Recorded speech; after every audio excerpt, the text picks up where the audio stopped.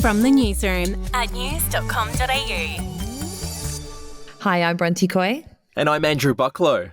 And this is the latest from Newsroom. It's Thursday, the 7th of July. There are fresh calls for TikTok to be banned amid concerns that user data can be accessed by the Chinese government. Here's Jamil Jaffer from the National Security Institute in the US speaking to news.com.au's podcast, I've Got News for You.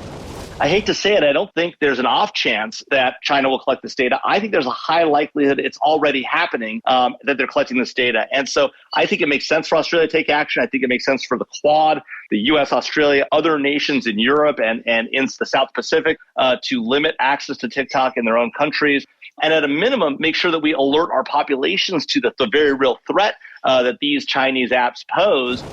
Meanwhile, the head of MI5 has warned that China has amped up its spying in the UK. The MI5 director said nowadays the British intelligence service is running 7 times as many investigations as they were 5 years ago. He revealed that Chinese intelligence takes a slow and patient approach to developing sources and gaining access to information, and few of those targeted recognise themselves as such.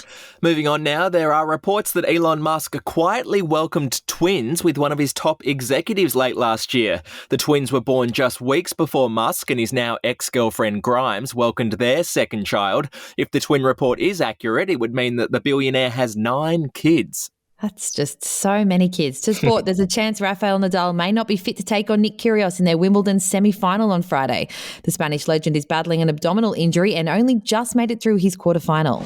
Up next, a semi-final against Nick Kyrgios. Any early thoughts on that match? Well, first thing, I hope to be ready to play it. That's the first thing. No, then Nick is a great player in all the surfaces, but especially here on grass. He's having a great grass court season now, and going to be a big challenge. I need to be at my 100% to keep having chances, and that's what I'm going to try to do. We'll be back in just a moment. To TV news now, Jerry Harris, a star of the Netflix show Cheer, has been sentenced to 12 years in prison. The 22-year-old pleaded guilty to 1 count of receipt of child pornography and 1 count of travelling with the intent to engage in illicit sexual conduct. And finally, in music news, 3 Michael Jackson songs have been removed from streaming sites following long-standing claims that they're sung by someone else.